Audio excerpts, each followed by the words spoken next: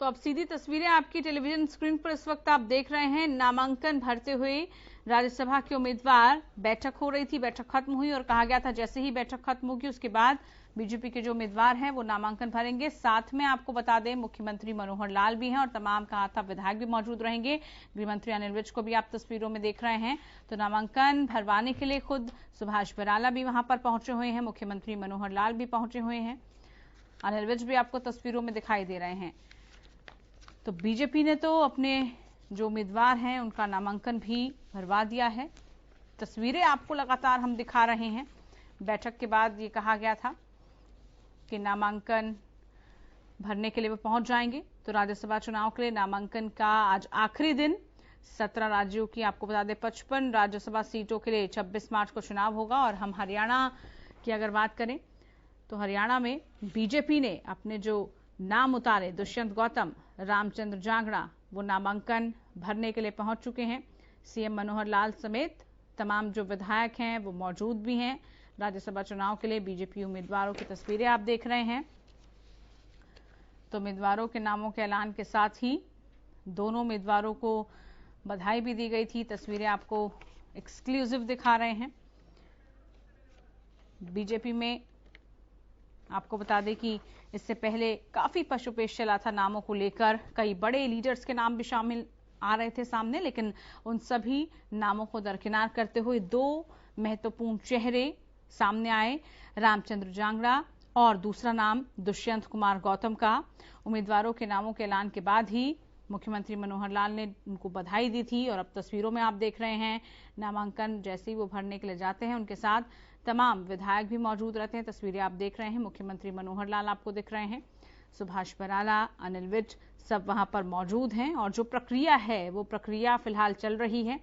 जो फॉर्म जो है वो पूरा फिल किया जा रहा है और जो भी इसको लेकर प्रोसेस होता है उस प्रोसेस को देखिए किस तरीके से आगे निभाया जा रहा है। तो नामांकन भरते हुए आपको तस्वीरों में नजर आ रहे हैं।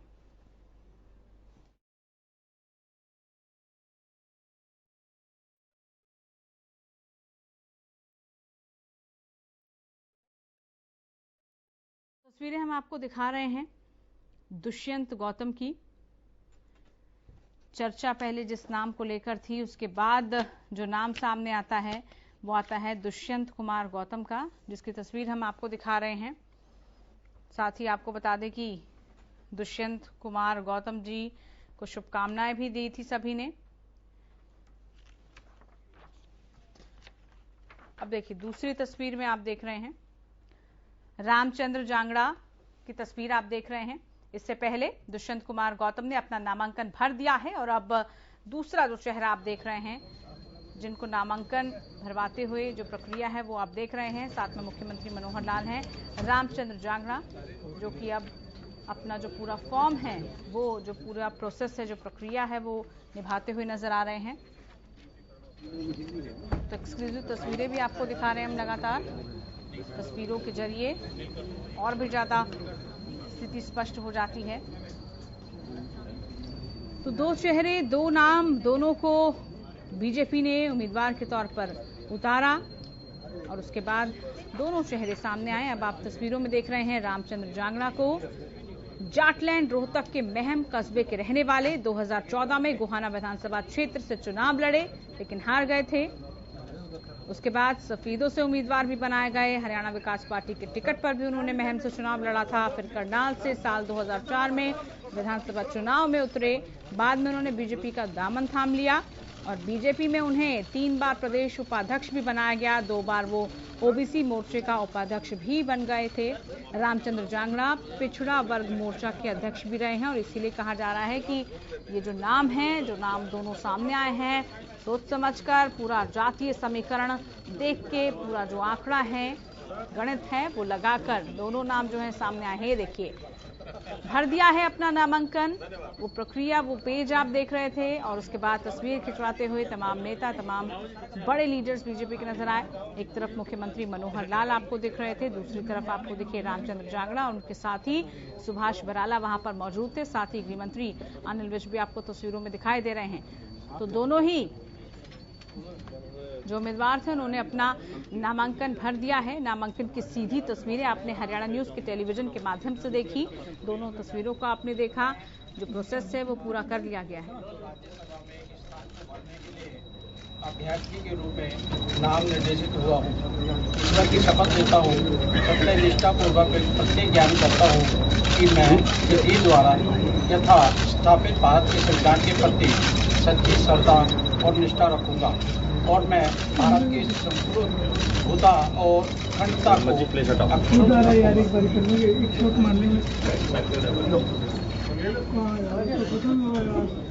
बाद जो शपथ है वो भी ले ली है उन्होंने। नामांकन का फॉर्म पूरा भरते हुए और उसके बाद शपथ लेते हुए नजर आए आपको। तो रामचंद्र जांगड़ा जाटलैंड रोहतक के महम कस्बे के रहने वाले। बीजेपी में उन्हें 3 बार प्रदेश उपाध्यक्ष बनाया, 2 बार ओबीसी मोर्चे का उपाध्यक्ष वो बने और रामचंद्र जांगड़ा पिछड़ा वर्ग मोर्चा के अध्यक्ष भी रह चुके हैं।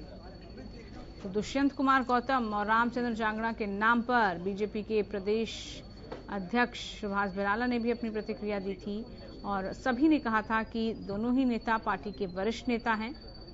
तो भाजपा हाईकमान ने राज्यसभा सदस्य पद के उम्मीदवारों के नामों की घोषणा करते हुए कहा जा रहा था कि जो जातीय समीकरण हैं उन समीकरणों को साधने की पूरी तरीके से कोशिश की है बीजेपी ने। ऐसा करके जहां पिछड़े और अनुसूचित जाति वोट बैंक को प्रभावित करने की कोशिश की, तो वहीं अगर जांगड़ा की बात करें तो जांगड़ा की उम्मीदवारी से सीधा जाटलैंड पर फोकस करने की कोशिश की है ताकि वहां पर अच्छा प्रभाव पड़ सके, जाटलैंड पर अच्छा प्रभाव पड़े। क्योंकि रामचंद्र जांगड़ा मूल रूप से रोहतक के महम जिले के हैं, जैसे हमने आपको बताया, और साथ ही साथ वो पूर्व मुख्यमंत्री भूपेंद्र सिंह हुड्डा और कांग्रेस के गढ़ माने जाने वाले गोहाना से विधानसभा चुनाव भी लड़ चुके हैं। तो इसीलिए उनका चेहरा बहुत महत्वपूर्ण माना गया। वो हरियाणा पिछड़ा वर्ग और आर्थिक रूप से कमजोर वर्ग कल्याण बोर्ड के चेयरमैन भी रहे हैं और अब राज्यसभा का टिकट देकर बीजेपी ने जांगड़ा को प्रदेश में पिछड़ी जाति के एक बड़े नेता के तौर पर प्रोजेक्ट कर दिया। तस्वीरें आपको लगातार दिखा भी रहे हैं और ऐसा करके बीजेपी प्रदेश में पिछड़े वर्ग के साथ अपना जो संतुलन है उसको बिठाना चाह रही है और मजबूती के साथ। तो दुष्यंत कुमार गौतम और साथ ही साथ जो दूसरा महत्वपूर्ण नाम जांगड़ा, रामचंद्र जांगड़ा, दोनों चेहरे हमने आपको दिखाए। नामांकन भरते हुए तस्वीरें आपको दिखाई, उसके साथ ही जो शपथ है उन्होंने वो ले ली है और नामांकन की जो प्रक्रिया है, देखिए अलग अलग फेज में पूरी प्रक्रिया जो है वो चल रही है, जिसमें बड़ी ही बारीकी के साथ जो पूरा जो फॉर्म है उसको फिल किया जाएगा। एक एक चीज बिल्कुल सटीक हो, स्पष्ट हो, इस बात का खासा ख्याल रखा जाता है। वहां पर जो नॉमिनेशन फिल करवा रहे हैं वो एक एक चीज को भली भांति चेक कर रहे हैं, देख रहे हैं। एक एक फॉर्म जो एक एक पूरी प्रक्रिया है उसमें कुछ भी त्रुटि ना रह जाए, इस बात का खासा ख्याल रखा जा रहा है और उसी के मद्देनजर जो पूरा फॉर्म है उसको फिल किया जा रहा है। तमाम बड़े चेहरे भी आपको बीजेपी के उनके साथ दिख रहे हैं।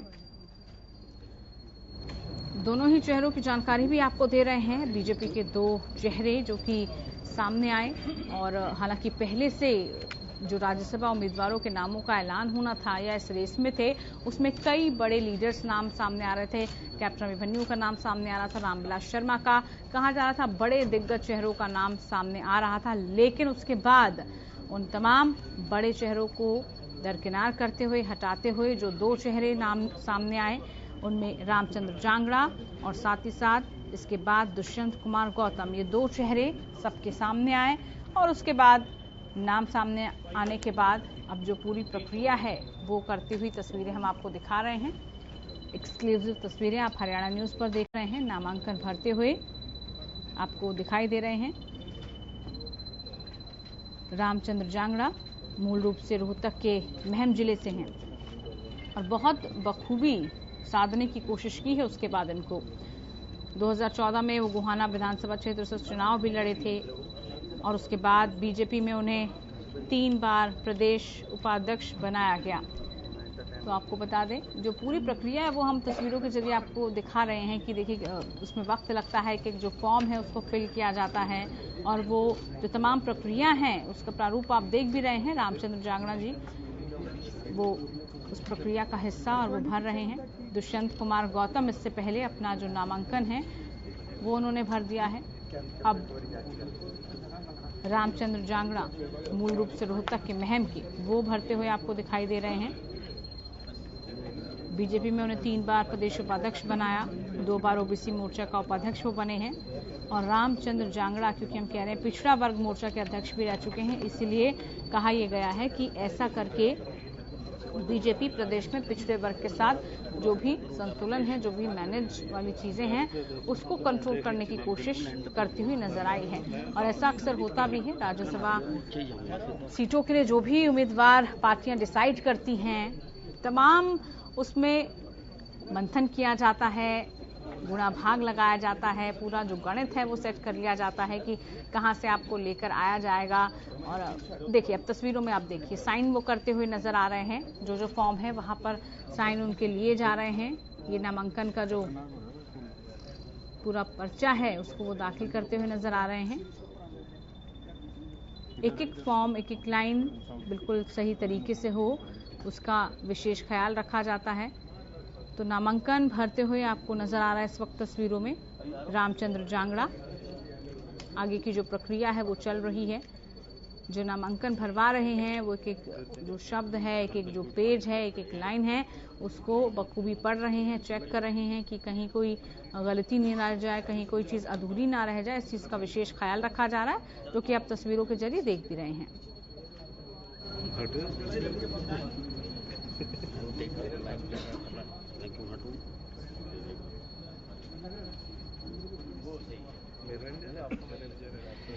तो उससे पहले आपको बता दें, दुष्यंत कुमार गौतम वो अपना नामांकन पत्र भर के जा चुके हैं और अब बारी रामचंद्र जांगड़ा की है, जो कि अब अपना नामांकन भर रहे हैं। जो पूरा इसका प्रोसेस है उस प्रोसेस को फॉलो करते हुए नजर आ रहे हैं। आगे की जो प्रक्रिया है वो निभाते हुए नजर आ रहे हैं।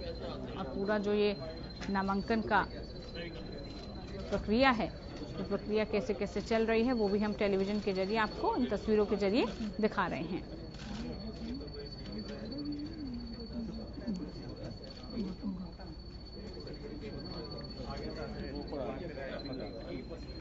तो कई सवाल भी इसके बाद जब 2 चेहरे ये नजर आए तो कई सवाल भी उठने लगे थे बीजेपी के, आखिरकार की बड़े चेहरों को क्यों नहीं उतारा गया। कुछ ऐसे बड़े चेहरे जिनको उतारने के लिए सबसे ज्यादा चर्चाएं चल रही थी, लेकिन उन दिग्गज चेहरों को नहीं उतारा गया। ये भी कहा गया कि क्या अभी जो चुनाव हुए और उसमें जो हार का सामना करना पड़ा बड़े बड़े लीडर्स को, क्या वो वजह बनी। इसके अलावा भारतीय जनता पार्टी के पास हरियाणा में एक भी राज्यसभा सीट नहीं थी, लेकिन विधानसभा चुनाव के बाद कुछ समीकरण बदले। ऐसे में बीजेपी को यहाँ पर फायदा भी हो सकता है। और साथ ही साथ जो अंक गणित है वो कितना सोच समझ के, कितना फायदा कितना नुकसान देख के बनाई गई है, ये खैर वक्त आने पे पता चलेगा। लेकिन पूरा का पूरा जो जातीय समीकरण हैं, जो अंक गणित हैं, उसको पूरे तरीके से यहाँ पर लगा दिया गया है। तस्वीरों के जरिए हम आपको लगातार दिखा रहे हैं। नामांकन पत्र भरते हुए आपको तस्वीरों में दिखाई दिए रामचंद्र जांगड़ा, और एक्सक्लूसिव तस्वीरें आपने देखी। अब अपना नामांकन वो भर चुके हैं। रामचंद्र जांगड़ा राज्यसभा के लिए नामांकन भर चुके हैं। बड़ी और अहम खबर इस वक्त की आपको बता दें, तस्वीरें देखिए। उसके बाद सभी का अभिवादन करते हुए, हाथ जोड़कर नमन करते हुए नजर आए। सभी का धन्यवाद करते हुए भी तस्वीरों में आपको वो नजर आए। रामचंद्र जांगड़ा मूल रूप से रोहतक के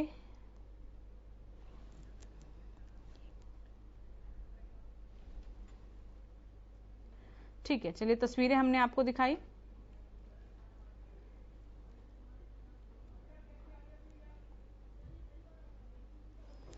चलिए, तो रामचंद्र जांगड़ा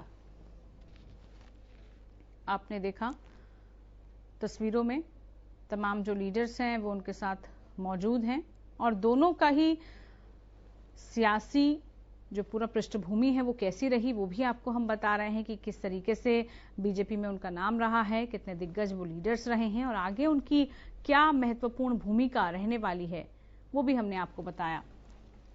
तो उपचुनाव के लिए दुष्यंत गौतम ने अपना जो पर्चा है वो भर दिया है। अहम खबर इस वक्त की आपको बता रहे हैं। दुष्यंत कुमार गौतम अपना पर्चा भर चुके हैं। 3 बार भाजपा के अनुसूचित जाति मोर्चा की कमान संभाल चुके हैं वो। और अब रामचंद्र जांगड़ा मूल रूप से रोहतक के महम जिले के, जिन्होंने राज्यसभा का टिकट देकर भाजपा ने प्रदेश में जो पिछड़ी जाति है उसके एक बड़े नेता के तौर पर उनको प्रोजेक्ट कर दिया है। वो अब जो आगे की प्रक्रिया है वो फॉलो करते हुए आपको तस्वीरों में नजर आ रहे हैं। तस्वीरें हम आपको लगातार दिखा रहे हैं।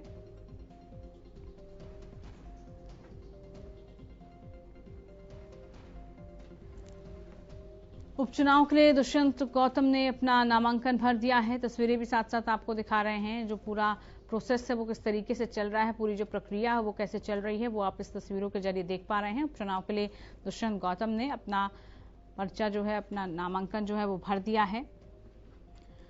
दुष्यंत कुमार गौतम, जो कि भाजपा ने उन्हें अनुसूचित मोर्चे का उपाध्यक्ष भी बनाया है और फिर गौतम 3 बार भाजपा अनुसूचित मोर्चा के अध्यक्ष बने थे।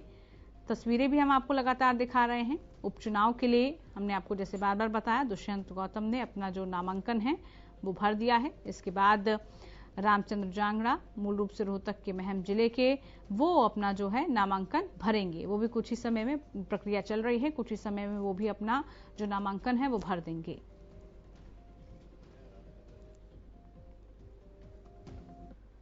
जी के रूप में नाम निर्देशित हुआ हूँ। ईश्वर की शपथ लेता हूँ, सत्यनिष्ठा पूर्वक प्रतिज्ञान करता हूँ कि मैं विधि द्वारा यथास्थापित भारत के संविधान के प्रति सच्ची श्रद्धा और निष्ठा रखूंगा और मैं भारत की संप्रभुता और अखंडता को अक्षुण्ण रखूंगा।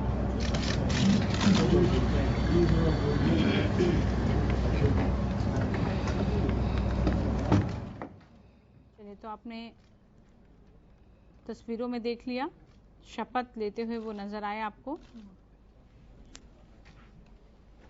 तो उपचुनाव के लिए दुष्यंत गौतम ने अपना नामांकन भर दिया है और रामचंद्र जांगड़ा अब राज्यसभा के लिए अपना जो नामांकन है उसको भरेंगे। तस्वीरें आपको लगातार दिखा रहे हैं।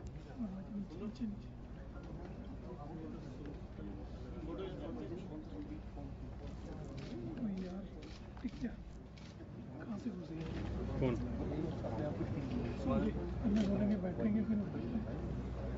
विकी कर लिए, उनके भी कर लिए हैं।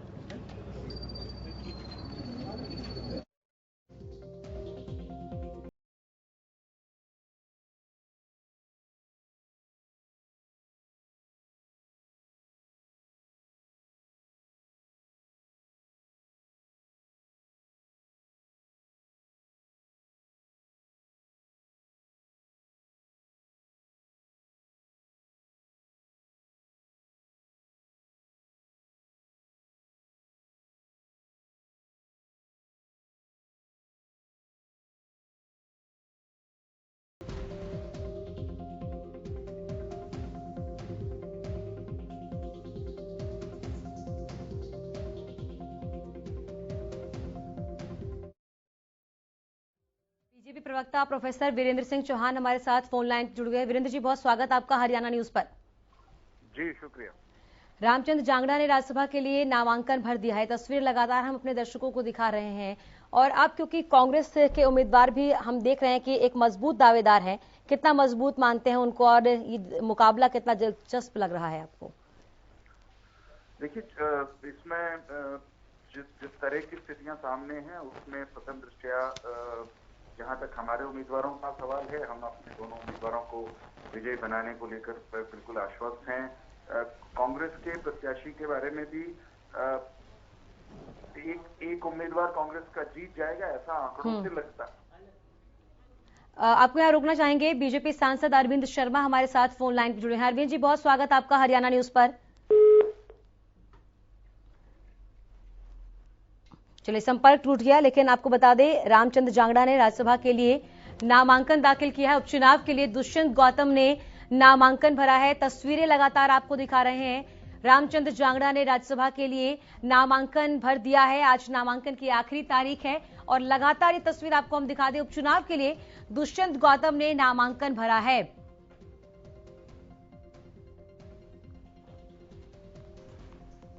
तो राज्यसभा की 55 सीटों के लिए 26 मार्च को चुनाव होना है और आज नामांकन की आखिरी तारीख। 26 मार्च को हरियाणा में भी 3 राज्यसभा सीटों पर चुनाव होना है और तैयारियां, बैठ के मंथन लगातार हमने देखा। प्रोफेसर वीरेंद्र सिंह चौहान हमारे साथ लगातार बने हुए हैं। वीरेंद्र जी, क्योंकि हम मुकाबले की बात कर रहे थे, जो चेहरा कांग्रेस से उतारा है उसको आप कितना मजबूत दावेदार मान रहे हैं? नहीं, देखिए, कांग्रेस ने अपना प्रत्याशी जो उतारा है, अपने प्रत्याशी को जिताने के लिए, हम अपने प्रत्याशी को जिताने को लेकर के चिंतित हैं। उनकी हम अपनी चिंता करते हैं, वो अपनी कांग्रेस अपने प्रत्याशी की चिंता करेगी। हमारा काम अपने प्रत्याशियों को विजयी बनाना है और उसमें हमें कहीं कोई चुनौती दिखाई नहीं दे रही है। कांग्रेस के भीतर जरूर आप देखते होंगे कि पूरी खींचतान रही आखिरी घड़ी तक, जब तक उनके प्रत्याशी का आधिकारिक रूप से नाम नहीं आ पाया। देरी से उन्होंने घोषणा की, क्योंकि वहां जो कांग्रेस की अध्यक्षा हैं कुमारी शैलजा, वो उनको रिपीट होने की बात भी चल रही थी। भूपेंद्र सिंह हुड्डा खेमा को तो चाह रहा था, और उस सारी उहापोह में कांग्रेस थी। हमारे यहाँ तो इस तरह का तनाव दबाव नहीं था। पार्टी संगठन ने जो 2 नाम तय किए, सहजता से उन्होंने जाकर नामांकन भरा है, सहजता से जिता लाए। वीरेंद्र जी, आपने कहा कि कांग्रेस में आखिरी समय तक उहापोह की स्थिति आपने देखी। बीजेपी में भी तो लगातार मंथन किया जा रहा था, बैठकें की जा रही थी, क्योंकि लगातार जिन नाम का हम संभावित चेहरे बता रहे थे उनमें से किसी नाम को आगे नहीं लाया गया, और इन 2 नामों का जिक्र सबसे आगे चलकर हुआ, जो लास्ट में फाइनली इन दोनों नामों को आगे लाया गया। तो कहीं ना कहीं वो स्थिति तो बीजेपी में भी चल रही थी, मंथन तो वहां भी चल रहा था, तो मंथन यहाँ भी चलेगा। जब तक नाम की घोषणा आधिकारिक रूप से संगठन में नहीं होती, सब लोग जद्दोजहद करते हैं। जिन कार्यकर्ताओं नेताओं के मन में होता है चुनाव लड़ना, या उनके चाहने वाले उसको चुनाव लड़वाना चाहते हैं, वो उसके लिए अपने स्तर पर प्रयास करते हैं, संपर्क करते हैं, संगठन से अनुरोध करते हैं, अपना पक्ष रखते हैं सब स्थानों पर। अंततोगत्वा संगठन कुछ मानदंड तय करता है कि ये बिंदु हमको ध्यान रखने, अपना प्रत्याशी तय करने में। उस मानदंड पर जो कार्यकर्ता खड़े उतरते हैं, उनका नाम घोषित हो जाता है। मैं इस बात से इनकार नहीं कर रहा हूं कि खूब कयासबाजियां भारतीय जनता पार्टी के उम्मीदवार कौन होंगे, राज्यसभा कौन जाएंगे, इसको लेकर चलती रही। लेकिन मैं एक बात यहाँ कहना चाहूंगा कि ज्यादातर जो कयासबाजियां मीडिया में होती रही, वो कुछ ऐसी थी जैसी वो लोग करते हैं जिनको भारतीय जनता पार्टी के कामकाज का करने का जो संगठनात्मक तरीका है, उसका एहसास और आभास नहीं है। अनुमान होते हैं, कयास ही होते हैं ज्यादातर। भारतीय जनता पार्टी का निर्णय लेने की अपनी एक संगठनात्मक पद्धति है, उसमें से फैसले हैं, और वो फैसला सामने आया। 2 प्रमुख कार्यकर्ताओं को हमने राज्यसभा में पार्टी ने भेजने का निर्णय किया है। उन्होंने नामांकन पत्र आज दाखिल कर दिया। बिल्कुल, और देखना होगा कि कितनी मजबूत दावेदारी ये रखते हैं। बहुत शुक्रिया वीरेंद्र जी आपका तमाम बातचीत के लिए। प्रोफेसर JS नैन, राजनीतिक विश्लेषक, हमारे साथ जुड़ गए हैं। JS नैन जी, बहुत स्वागत आपका हरियाणा न्यूज पर। थैंक यू मैडम, धन्यवाद। JS नैन जी, क्योंकि नामांकन दाखिल कर दिया है दोनों ही उम्मीदवारों ने, और आप इस मुकाबले को कितना कड़ा मानते हैं, और कांग्रेस की जो प्रत्याशी जो उम्मीदवार हैं उनको कितना मजबूत मानते हैं इस चुनावी रण में? ऐसा है कि पहले तो ये था कि कांग्रेस में ये सोचा जा रहा था कि शायद कुमारी शैलजा यहाँ पर आए, और परंतु दीपेंद्र हुड्डा को टिकट मिला है। तो इससे अब अगर कुमारी शैलजा को टिकट में मिलता तो उसमें क्रॉस वोटिंग के चांसेस बहुत ज्यादा थे, और वो हार भी सकती थी। परंतु अब मुझे लगता है, क्योंकि 25-26 वोटें तो इनके अपने ही ग्रुप की हैं, हुड्डा साहब के, और बाकी भी इनको वोट देंगे। और जहां तक 2-3 वोटें और भी हैं, जैसे कि एक अभय चौटाला की है, कांडा जी की है, और एक कुंडू हैं जो वहां से महम से हैं, ये वोटें भी मुझे लगता है कि उनके पास वो भी वोटें चली जाएंगी। और जेजेपी के कुछ और भी कैंडिडेट जैसे गौतम वगैरह है, क्योंकि इसमें राज्यसभा के इलेक्शन में एंटी डिफेक्शन लॉ जो है ना लागू नहीं होता, इसलिए कोई भी कैंडिडेट किसी को भी वोट दे सकता है। वोट का पता लग जाता है किसको दी है, वो दे सकता है। तो इसलिए मुझे लगता है कि कांग्रेस का कैंडिडेट जो है ना वो जीतने की स्थिति में है, वो जीत जाएगा। और बीजेपी के जहां तक वो है कि 2 कैंडिडेट उन्होंने जिताने हैं, तो दोनों के 2 कैंडिडेट जो है ना वो भी जीत जाएंगे। परंतु फिर भी क्योंकि राजनीति में कुछ भी हो सकता है, कुछ भी परिस्थितियां बदल सकती हैं, क्योंकि किसी को कभी ये नहीं पता था किस तरीके से स्याही का पेन का स्याही से सारी की सारी परिस्थिति बदल जाएगी, और एक हारा हुआ कैंडिडेट जीत गया, जीता हुआ कैंडिडेट जो है ना वो हार गया था। बिल्कुल। तो परिस्थितियां, क्योंकि बीजेपी कोशिश तो पूरी करेगी, क्योंकि वो बाई हुक और बाई क्रुक ये चाहती है कि राज्यसभा में उनकी मेजोरिटी आए, और ताकि उनको कोई भी कानून पास करने में लोकसभा के साथ साथ राज्यसभा में भी कोई दिक्कत ना हो। तो इसलिए वो हर राज्य में, जहां तो गुजरात है, गुजरात में वो कोशिश कर रही है कि किसी तरीके से कांग्रेस के मेंबर टूट जाए, उनके 2 कैंडिडेट, हालांकि एक ही जीतना था उनका, उन्होंने 2 खड़े किए हैं और वो 2 के 2 जो है ना वो जीत जाए। तो वो हर उसमें कोशिश करेंगे, और यहाँ पर भी वो कोशिश करेंगे किसी तरीके से दीपेंद्र हुड्डा हार जाए जी। पावर है उनके पास जी, परंतु फिर भी मुझे लगता नहीं ऐसा जी। लेकिन प्रोफेसर JS नैन जी, क्योंकि दीपेंद्र हुड्डा को टिकट दिया गया है कुमारी सैलजा का टिकट काट करके, तो उनकी नाराजगी भी यहाँ पर देखने को मिली है। क्या इस नाराजगी का प्रदेश कांग्रेस पर भी कोई असर पड़ेगा? ऐसा वो आगे तो पड़ेगा जी, इसमें कोई शक नहीं कि जो दोनों हुड्डा साहब और सैलजा काफी मिलकर काम कर रहे थे, परंतु इसका फर्क पड़ेगा क्योंकि सैलजा जी का जो टिकट है वो कटवाया गया है। परंतु उनको ये सोचना चाहिए कि एक बार वो 6 साल के लिए MP रह चुकी है, और ये तो ये नहीं है कि एक आदमी का अधिकार बढ़ जाए कि और वही बार बार ये कहे कि मुझे ही टिकट मिलना चाहिए। बिल्कुल। तो इसमें उनको लंबी उसमें सोचना चाहिए, पार्टी हित के तौर पर सोचना चाहिए। नाराजगी रहेगी, इसमें कोई शक की बात नहीं है, परंतु परिपक्वता ये है कि समझदारी इसको कहेंगे कि उनको लंबी बात सोचकर और ये मान लेना चाहिए कि वो एक बार रह चुकी हैं, और जबकि उनके समर्थक सिर्फ 5-6 MLA ही थे निकले, और बाकी जो हुड्डा साहब के साथ थे, और अगर उनको टिकट मिल जाता तो शायद पहले की तरह कभी क्रॉस वोटिंग हो जाती तो वो हार जाती, वो ज्यादा बेचती थी। तो इसलिए उनको थोड़ा सा मतलब एक दूरदृष्टि से काम लेना चाहिए, और अपने जो पार्टी का कैंडिडेट है उसको ही जिताना चाहिए, ताकि कांग्रेस का जो एक कैंडिडेट जीते और उसमें कांग्रेस को मॉरल सपोर्ट भी मिलेगी। अगर उनका कैंडिडेट हार गया तो मॉरली वो जो है ना और डाउन हो जाएंगे जी। यानी JS नैन जी, कुमारी सैलजा को ये सोचना होगा कि जो पार्टी ने मिलकर फैसला लिया है वो पार्टी हित के लिए लिया है, इसलिए उस हित के साथ उन्हें खड़ा होना चाहिए, नाराजगी नहीं दिखानी चाहिए। बिल्कुल, क्योंकि इसी को कहते हैं समझदारी। वो एक बड़ी मैच्योर पॉलिटिशियन है, और उनको ये चीज जाहिर भी नहीं करनी चाहिए बिल्कुल बात, क्योंकि अगर वो जाहिर करेंगे, वो प्रेसिडेंट है इस समय हरियाणा कांग्रेस की, तो उनके पास पावर है, ऐसी बात नहीं है कि उनके पास नहीं पावर है, उनको एक अच्छी जिम्मेवारी दी गई है, और वो पहले 6 साल के लिए रह चुकी है। तो इसलिए अगर दूसरे कैंडिडेट को एक मौका दिया गया है, हालांकि डिजर्व करती थी वो, इसमें कोई शक की बात नहीं है, वो डिजर्व करती दोबारा क्योंकि वो सीनियर है, परंतु फिर भी अगर उनको टिकट नहीं मिला परिस्थितियों की वजह से, या वो पहले रहे थी उसकी वजह से, तो उनको इस चीज का मलाल नहीं करना चाहिए, और एक डिसिप्लिन पार्टी कार्यकर्ता की तरह इस चीज को बिल्कुल बाहर नहीं निकालना चाहिए। बिल्कुल। बहुत शुक्रिया प्रोफेसर JS नैन जी आपका हरियाणा न्यूज से बातचीत के लिए।